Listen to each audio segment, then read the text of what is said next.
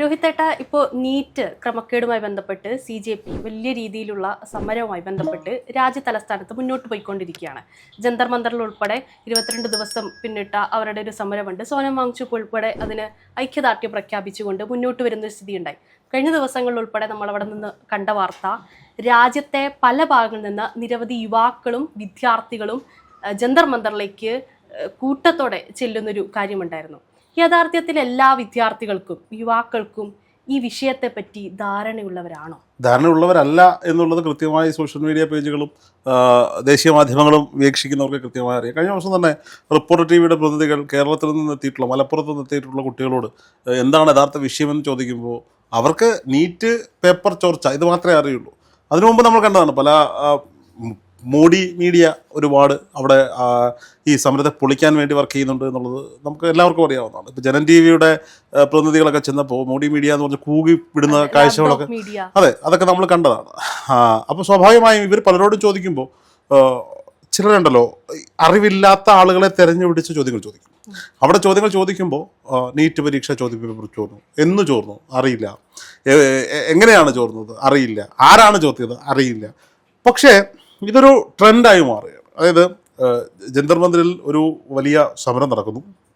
ഈ സമരം എന്തിനാണെന്നറിയില്ല, പക്ഷേ ഈ സമരം നടത്തുന്നത് മോദി സർക്കാരിനെതിരെയാണ് എന്ന ഉത്തമ ബോധ്യത്തിൽ അവിടേക്ക് ഒഴുകിയെത്തുന്ന ഒരുപാട് പേരുണ്ട്. ഈ സമരത്തിന് മുന്നിൽ നിൽക്കുന്നവരുടെ ധാർമ്മികതയുടെ പശ്ചാത്തലം പരിശോധിച്ചാൽ, ഇപ്പോൾ നോക്കൂ, ഇടതുപക്ഷ പ്രസ്ഥാനങ്ങളുടെ മുഴുവൻ ജനപ്രതിനിധികളും ദേശീയ മുഖങ്ങളൊക്കെ ഈ ജന്തർ മന്ദിറിൽ പല ഘട്ടങ്ങളിലായി സമരങ്ങളിൽ പങ്കെടുക്കുന്നത് നമ്മൾ കണ്ടു. MA ബേബി സഖാവിൻ്റെ നേതൃത്വത്തിൽ അവിടെ KK ശൈലജ ചൊല്ലുന്നു, A റഹീം ചൊല്ലുന്നു, അതുപോലെ ജോൺ ബ്രിട്ടസ് ചൊല്ലുന്നു, P രാജീവ് ചൊല്ലുന്നു, KN ബാലഗോപാൽ. 10 വർഷക്കാലം ഇവിടെ ഇടതുപക്ഷം ഭരിച്ചല്ലോ കേരളത്തിൽ. ഞാൻ ഇതിനെ തള്ളിക്കളയുന്നില്ല. സ്വാഭാവികമായും ഇവിടുത്തെ ഒരു കൂട്ടം വിദ്യാർത്ഥികളുടെ ഭാവി നിർണ്ണയിക്കുന്ന പരീക്ഷയുമായി ബന്ധപ്പെട്ട് അവരുടെ ആവശ്യം ന്യായമാണ്. ഈ ജന്തർ മന്ദിറിൽ സമരം ചെയ്യുന്നവരുടെ ആവശ്യം ന്യായമാണ്. മോദിക്കെതിരെ ഈ ഒരു സമരം നടക്കുമ്പോൾ, അല്ലെങ്കിൽ മോദി സർക്കാരിനെതിരെ ഈ ഒരു സമരം നടക്കുമ്പോൾ, മോദി ഭരണം താഴെ ഇറങ്ങണമെന്ന് ആഗ്രഹിക്കുന്ന ഒരു കൂട്ടം ജനത അവിടേക്ക് ഒഴുകിയെത്തുന്നതും സർവ്വസാധാരണമായി മാത്രമേ നമുക്ക് കാണാൻ കഴിയുള്ളൂ. ഇതിനിടയിൽ രാജ്യത്തിൻ്റെ അഖണ്ഡത നശിപ്പിക്കണമെന്ന് ആഗ്രഹിക്കുന്ന വിഘടനവാദികളുടെ പ്രസൻസ് ഉണ്ട് എന്ന കാര്യത്തിൽ സംശയം ഒന്നുമില്ല. ഏതൊരു സമരമായാലും, ഏതൊരു സമരമുഖത്തും രണ്ട് തരത്തിലുള്ള ആളുകളെ ഈ സമരം ചെയ്യുന്നവർ എക്സ്ട്രാ പ്രതീക്ഷിക്കണം. ഒന്ന്, ഈ അവസരം മുതലെടുത്ത് രാജ്യവിരുദ്ധ പ്രവർത്തനങ്ങൾ നടത്താൻ കോപ്പ് കൂട്ടിയിരിക്കുന്ന ഒരു കൂട്ടം രാജ്യം തകരണമെന്ന് ആഗ്രഹിക്കുന്ന രാജ്യത്തിനുള്ളിലെ തന്നെ ആളുകളുണ്ടാകും. രണ്ട്, ഈ സമരത്തിനുള്ളിൽ കലാപം ഉണ്ടായാൽ മാത്രമേ ഈ സമരം അടിച്ചമർത്താൻ സാധിക്കുള്ളൂ എന്ന് ആർക്കെതിരെയാണോ ഇവർ സമരം ചെയ്യുന്നത്, അതായത് ഭരണകൂടത്തിനെതിരെയാണെങ്കിൽ ആ ഭരണകൂടത്തിൻ്റെ ചാരന്മാർ ഈ സമരപ്പന്തലുകളിൽ ഉണ്ടാകാം. ഈ രണ്ടു കൂട്ടം ആളുകളും ഈ സമരത്തിൽ ഉണ്ടായിരുന്നുണ്ട് എന്ന് ദൃശ്യങ്ങൾ സഹിതം നമുക്ക് പലപ്പോഴും തോന്നാവുന്ന കാര്യം തന്നെയാണ്. ഇപ്പോൾ ഈ പറയപ്പെടുന്ന നീറ്റ് എക്സാം ചോർച്ചയുമായി ബന്ധപ്പെട്ട് ഇന്ത്യയുടെ വിദ്യാഭ്യാസ മന്ത്രിയുടെ രാജി ആവശ്യപ്പെട്ടുകൊണ്ട് ഒരു കൂട്ടം ചെറുപ്പക്കാർ സമാധാനപരമായി ഗാന്ധിയൻ മാർഗങ്ങളിലൂടെ നിരാഹാര സമരവുമായി പോകുന്നു. ഇത് പെട്ടെന്നൊരു ദിവസം എങ്ങനെയാണ് കലാപമായി മാറുന്നത്, അല്ലെങ്കിൽ അക്രമമായി മാറുന്നത്? ഇതിനുള്ളിൽ നിന്ന് കല്ലേറുണ്ടായി എന്ന് പറയുമ്പോൾ ആര് കല്ലെറിഞ്ഞു എന്നൊരു ചോദ്യമുണ്ട്. അതൊരു പക്ഷേ അവിടെ കല്ലേറുണ്ടാകണം, അവിടെ ആക്രമണം ഉണ്ടാകണം എന്നാഗ്രഹിക്കുന്ന ചില മനസ്സുള്ള ഒരു കൂട്ടം ആളുകളുണ്ടാകും. ഈ വിഷയത്തിലേക്ക് തിരിച്ചു വരും. ഞാൻ പറഞ്ഞത് എന്താണ്, ഇടതുപക്ഷ നേതാക്കന്മാരുടെ അവിടുത്തെ പ്രസൻസ് ആണ്. A റഹീമും അടക്കമുള്ള ആളുകൾ അവിടെ വലിയ രീതിയിൽ മുദ്രാവാക്യം വിളിക്കുന്നതും ഇവർക്ക് വേണ്ടി ആവേശം പകരുന്ന കാഴ്ചയൊക്കെ നമ്മൾ കണ്ടു. നോക്കൂ, 10 വർഷക്കാലം പിണറായി വിജയൻ സർക്കാരിൻ്റെ നേതൃത്വത്തിൽ ഇന്ത്യയിലെ ഏക കമ്മ്യൂണിസ്റ്റ് സർക്കാർ കേരളം ഭരിച്ചല്ലോ. കേരളത്തിൻ്റെ തെരുവോരങ്ങളിൽ കണ്ട സമരങ്ങളില്ലേ? PSC റാങ്ക് ലിസ്റ്റുമായി ബന്ധപ്പെട്ട സമരങ്ങൾ നമ്മൾ കണ്ടില്ലേ? ആശാ വർക്കേഴ്സിൻ്റെ സമരങ്ങളുമായി നമ്മൾ കണ്ടില്ലേ? എത്ര നിസ്സാരമായിട്ടാണ് VD സതീശൻ സർക്കാർ അധികാരത്തിലെത്തിയപ്പോൾ. അതിനുശേഷവും PSC സമരം നടന്നു. ആ വിഷയത്തെ അവർ അഡ്രസ്സ് ചെയ്യും, ഇല്ലെന്നല്ല ഞാൻ പറയുന്നത്. ആശാ വർക്കർമാരുടെ സമരം ദേശീയ ശ്രദ്ധ പോലും ക്ഷണിച്ചു പറ്റിയൊരു സമരമാണ്. ആ സമരത്തെ ഒരു പത്രസമ്മേളനം കൊണ്ട്, ഒരു മന്ത്രിസഭാ യോഗം കൊണ്ട് VD സതീശൻ അവസാനിപ്പിച്ചു എന്നുള്ളതാണ്. അല്ലെങ്കിൽ ഈ സമരക്കാരെ കേൾക്കാനുള്ള മനസ്സ് ഏതെങ്കിലും ഒരു ഘട്ടത്തിൽ കേരളം ഭരിച്ച കമ്മ്യൂണിസ്റ്റ് മുഖ്യമന്ത്രി പിണറായി വിജയൻ ചെയ്തിരുന്നോ എന്നൊരു ചോദ്യം അവിടെ അവശേഷിക്കുകയാണ്. ഇവർക്ക് വേണ്ടി സംസാരിക്കാൻ ഇപ്പം നോക്കൂ, 2 മാസം പ്രായക്കാലം മാത്രമുള്ള അധികാരത്തിലിരിക്കുന്ന ഒരു സർക്കാർ 102 MLA-മാരുടെ സപ്പോർട്ടോട് കൂടി VD സതീശൻ ഭരിക്കുമ്പോൾ ഇവിടെ ചില സർക്കാർ നിയമനങ്ങളും ഗവൺമെൻറ് പ്രീഡർമാരുടെ നിയമനങ്ങളുമായി ബന്ധപ്പെട്ട് ഇന്ത്യൻ നാഷണൽ കോൺഗ്രസിന്റെ തന്നെ വിദ്യാർത്ഥി പ്രസ്ഥാനമായ KSUവിനെതിരെ എതിർപ്പുണ്ടാകുമ്പോൾ പരസ്യമായ ആ എതിർപ്പിനെ പ്രകടിപ്പിക്കുവാനുള്ള, അതിനെതിരെ പരസ്യമായി മുഖ്യമന്ത്രി അദ്ദേഹത്തിന്റെ വിയോജിപ്പ് കുറിക്കുവാനുള്ള, KSUവിനെ സപ്പോർട്ട് ചെയ്തുകൊണ്ട് ഇന്ത്യൻ നാഷണൽ കോൺഗ്രസിന്റെ ദേശീയ ജനറൽ സെക്രട്ടറി അടക്കം രംഗത്തേക്ക് വരുന്ന ഒരു സാഹചര്യം, സംഘടനാ ചുമതലയുള്ള ദേശീയ സെക്രട്ടറി അടക്കം വരുന്ന ഒരു സ്വാതന്ത്ര്യം ഇന്ത്യൻ നാഷണൽ കോൺഗ്രസിനുള്ളിലുണ്ട്. അലോഷി സേവ്യർ എന്ന് പറയുന്ന KSUവിന്റെ നേതാവിന് VD സതീശൻ എന്ന് പറയുന്ന കേരളത്തിന്റെ മുഖ്യമന്ത്രിയെ തിരുത്താൻ ഉള്ള ജനാധിപത്യപരമായ സ്വാതന്ത്ര്യം ഇവിടെ അനുവദിച്ചു കൊടുക്കപ്പെട്ട ഒരു പാർട്ടി. അപ്പോൾ ഇപ്പുറത്ത് നോക്കൂ, DYFIയുടെ നേതൃത്വത്തിൽ എന്തുകൊണ്ട് ഈ ആശാസമരം അല്ലെങ്കിൽ ഈ പറയപ്പെടുന്ന വിദ്യാർത്ഥികളുമായി ബന്ധപ്പെട്ട കേരളത്തിൽ നടന്ന സമരങ്ങൾ, ഈ സമരങ്ങളിൽ അങ്ങിടപെടണം എന്ന് പറയാൻ പിണറായി വിജയനോട് പറയാൻ സാധിക്കുന്നു? PSC സമരം അടക്കാതെ വിദ്യാർത്ഥികൾക്ക് വേണ്ടി നടന്ന സമരങ്ങളാകട്ടെ, ഉദ്യോഗാർത്ഥികൾക്ക് വേണ്ടി സമരങ്ങളാകട്ടെ, അല്ലെങ്കിൽ പാവപ്പെട്ട ആശമാർക്ക് വേണ്ടി നടന്ന സമരങ്ങളാകട്ടെ, ഏത് സമരം എടുത്തോളൂ. അല്ലെങ്കിൽ ഈ എറണാകുളത്ത് നടന്ന വസ്തുതർക്കവുമായി ബന്ധപ്പെട്ട 20 കുടുംബങ്ങളെ മാത്രം ബാധിക്കുന്ന ജപ്തിയുമായി ബന്ധപ്പെട്ട സമരങ്ങളൊക്കെ നമ്മൾ കണ്ടതാണ്. അപ്പോൾ സ്വാഭാവികമായും ഇവിടെ എങ്ങും ഭരണകൂടം കണ്ടു തുറന്നില്ല. ഓക്കെ, അത് അവരുടെ സ്റ്റൈലാണ്. എന്തുകൊണ്ട് ഈ പറയപ്പെടുന്ന അന്നത്തെ ഭരണപക്ഷ വിദ്യാർത്ഥി പ്രസ്ഥാനങ്ങളും അന്നത്തെ ഭരണപക്ഷ യുവജന പ്രസ്ഥാനങ്ങളും മുഖ്യമന്ത്രിയോട് അങ്ങ് ചെയ്യുന്നത് തെറ്റാണ് എന്നൊരു വാക്കുകൊണ്ട് പോലും പറയാൻ ധാർമ്മികത കാണിക്കാത്ത പല ആളുകളുമാണ് ഇന്ന് ജന്തർ മന്ദിറിൽ സമരം ചെയ്യുന്നത്. അവിടെ ഭരിക്കുന്ന കേന്ദ്ര സർക്കാരിനെതിരെ സമരം ചെയ്യുന്നവർക്ക് ആവേശം പകർന്നു കൊടുക്കുന്നത്. അത് വേണമോ എന്ന് ചോദിച്ചാൽ വേണം എന്ന് തന്നെയാണ് ഉത്തരം. അവിടെയെങ്കിലും നിങ്ങൾക്കിവിടെ ഭയമാണെങ്കിൽ അവിടെയെങ്കിലും ഭയമില്ലാതെ അവിടുത്തെ സാധാരണക്കാരൻ്റെ ആവശ്യങ്ങൾക്കൊപ്പം നിൽക്കണം. ഇനി രണ്ടാമതൊരു ചോദ്യം വരുന്നുണ്ട്. ഈ പറയപ്പെടുന്ന 21 ദിവസമായി നടക്കുന്ന നിരാഹാര സമര പ്രശ്നങ്ങളിലെങ്ങും രാഹുൽ ഗാന്ധിയെ കണ്ടില്ല, ഇന്ത്യൻ നാഷണൽ കോൺഗ്രസിനെ കണ്ടില്ല എന്നുള്ളത്. നോക്കൂ, ഈ CJP എന്ന് പറയുന്ന ഒരു പുതിയ എന്താ പറയുക മുന്നേറ്റം, അതൊരു രാഷ്ട്രീയ പ്രസ്ഥാനമോ ഒന്നുമല്ല. ഇത് തുടങ്ങിയ കാലം മുതൽ ഇന്ത്യൻ നാഷണൽ കോൺഗ്രസ് ഇതിനെ സപ്പോർട്ട് ചെയ്യുന്നുണ്ട്. ഡയറക്റ്റ്ലി അല്ല, അല്ലെങ്കിൽ ഇൻഡയറക്റ്റ്ലി അല്ല, മാനസികമായി സപ്പോർട്ട് ചെയ്യുന്നുണ്ട്. കാരണം BJPക്കെതിരെ ഇന്ത്യ ഭരിക്കുന്ന NDA സർക്കാരിനെതിരെ ഇന്ത്യ മുന്നണി എന്ന് പറയുന്നൊരു വിശാല സഖ്യവുമായി ഭാരതം മുഴുവൻ നടന്ന് ചെരുപ്പ് തേഞ്ഞിട്ട് അവസാനം ഈ പറയപ്പെടുന്ന ഇലക്ഷനെ നേരിട്ടിട്ട് പോലും വ്യക്തമായ ഭൂരിപക്ഷത്തിൽ അധികാരം നേടാൻ കഴിയാതെ ഇനി എന്ത് എന്ന് ചോദിച്ചു നിൽക്കുന്ന ഒരു സാഹചര്യം ഇന്ത്യൻ നാഷണൽ കോൺഗ്രസിന് മുന്നിലുണ്ട്, അല്ലെങ്കിൽ ഈ മുന്നണിക്ക് മുന്നിലുണ്ട്. അവിടെയാണ് ഒരു ഇൻസ്റ്റാഗ്രാം പോസ്റ്റിലൂടെ മില്യൺസ് ഓഫ് ഫോളോവേഴ്സിനെ ചേർത്ത് പിടിച്ചുകൊണ്ട് ഒരു ചെറുപ്പക്കാരൻ ഒരു സംവിധാനവുമായി മുന്നോട്ട് വരുമ്പോൾ അവരെ കൂടെ നിർത്താൻ സാധിക്കുമെങ്കിൽ അങ്ങനെ കൂടെ നിർത്തുക എന്നുള്ളത് തന്നെയാണ് ബുദ്ധിമാനായ ഒരു രാഷ്ട്രീയക്കാരൻ അല്ലെങ്കിൽ ഒരു രാഷ്ട്രീയ പ്രസ്ഥാനം ബുദ്ധിപരമായി ചിന്തിക്കുമ്പോൾ ചെയ്യാൻ സാധിക്കാം. അപ്പോൾ സ്വാഭാവികമായും ഇപ്പോൾ ഇടതുപക്ഷ CPM ഇവരെ ചേർത്ത് പിടിച്ചതുകൊണ്ട് എന്തെങ്കിലും പ്രയോജനമുണ്ടോ?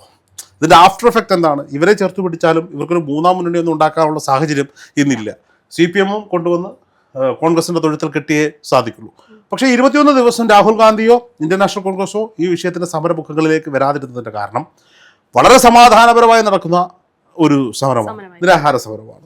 സ്വാഭാവികമായും ആ സമരത്തിലേക്ക് ഒരു രാഷ്ട്രീയം കുത്തി നിറക്കേണ്ട കാര്യമില്ല. കോൺഗ്രസ് എന്നോ CPM എന്നോ CPI എന്നോ ജനതാദളെന്നോ ഒന്നും നോക്കാതെ അവിടേക്ക് ഒഴുകിയെത്തിയ രാജ്യത്തിൻ്റെ വിവിധ ഭാഗങ്ങളിലുള്ള ചെറുപ്പക്കാർ, അവിടെ ഇന്ത്യൻ നാഷണൽ കോൺഗ്രസ് അതിനെ ഈ പറയപ്പെടുന്ന ആ സമരത്തെ ഏറ്റെടുത്താൽ ഇതിനെ പൊളിക്കാൻ ഇന്ത്യ മുന്നണിക്കുള്ളിലെ തന്നെ ഘടകകക്ഷികൾ ഉണ്ടാകുമെന്നുള്ള ഉത്തമ ബോധ്യമുണ്ട്. ഇതുണ്ടാകുന്ന പ്രത്യേക സാഹചര്യമാണ്. ഒരു വലിയ നിർണായകമായിട്ട് നടക്കുന്നു.